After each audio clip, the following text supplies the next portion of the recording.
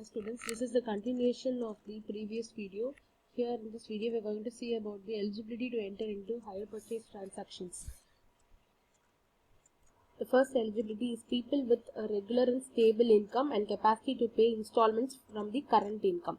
So people having a good stable income can go for hire purchase transaction. Next eligibility is the person must be competent to enter into a contract. That is, a minor is not eligible.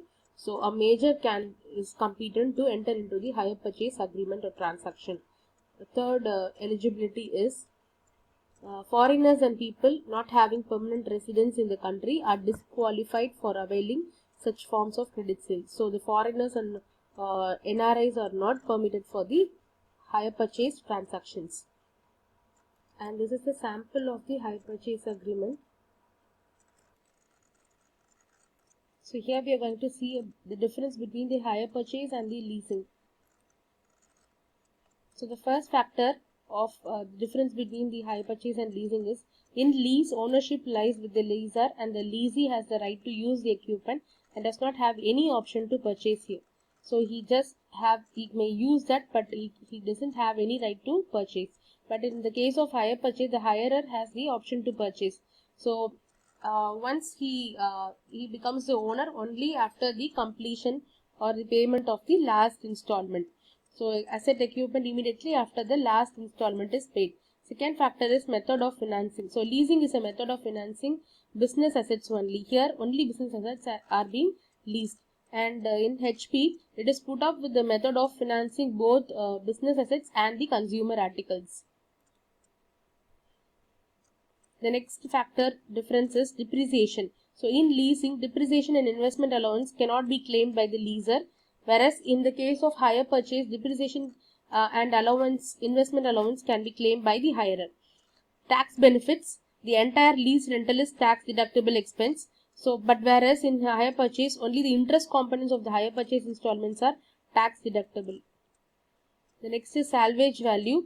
The leasee not being the owner of the asset and does not enjoy the salvage value of the assets. In the case of hire purchase, the hirer in purchase being the owner of the asset, so he enjoys the salvage value of assets.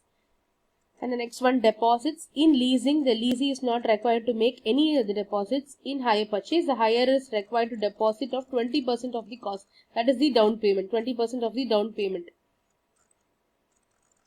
The next one, rent purchase. In leasing, the leasee takes the asset on the rent basis. But in hire purchase, asset is purchased by the hirer. And the next one, extent of finance. Lease financing is invariably 100% financing because it does not require any immediate down payment or margin money for the leasee. So 100% is being financing. In hire purchase, a marginal equal to 20 to 25% of the cost. That is what I said. This is the down payment to be paid by the hirer. The assets to be paid the hirer. And the next difference, maintenance.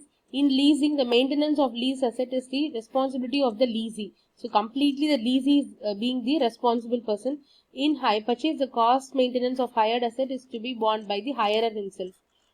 The last one is the reporting. The leased assets are shown by the way of footnotes only. Only at the last they will mention it in the footnotes. But the assets on hire purchase is shown in the balance sheet of the hire. So this is the difference between the hire purchase and leasing. Very important question. So the types of interest. So rate of interest, which is popularly used in the hire purchase transaction, add-on rate of interest, flat rate of interest, and effective rate of interest. And this is the formation of an hire purchase agreement. First, the notice to the second schedule before entering HPA, the written agreement, signature of the parties, content, separate agreements for every item, no addition or alteration, service for documents and deposits. So this is the clear understanding of how the hire purchase works. So initially the seller assigns a hire purchase contract to the finance company. So the finance company has the security interest in the goods, and again you buy the goods from the seller, the customer, and the possession of goods is from the finance company. So this is how it happens. These are the major components of hire purchase. Hire purchase, hiree, the seller or the dealer, down payment and hire charges. This is the concept chart of hire purchase where you have buyer and the seller. Under buyer asset account, hire purchase creditors account is maintained and hire purchase interest account is maintained.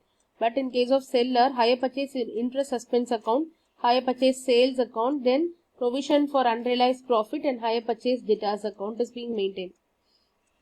This is the hire purchase process. The supplier giving to customer, customer to the financial institution back to the supplier.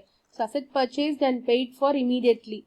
So this is a step-by-step approach. First HP agreement is being made, then initial deposit is being done by the customer, then asset purchased and paid immediately by the financial institution to the supplier, and asset is delivered to the customer, the fourth point, and the fifth point is the regular payments made over time. So this is a very clear picture about the hire purchase process, and this is all about deposits and monthly repayments.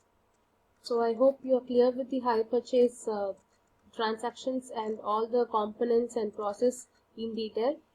Thank you for listening. Happy learning.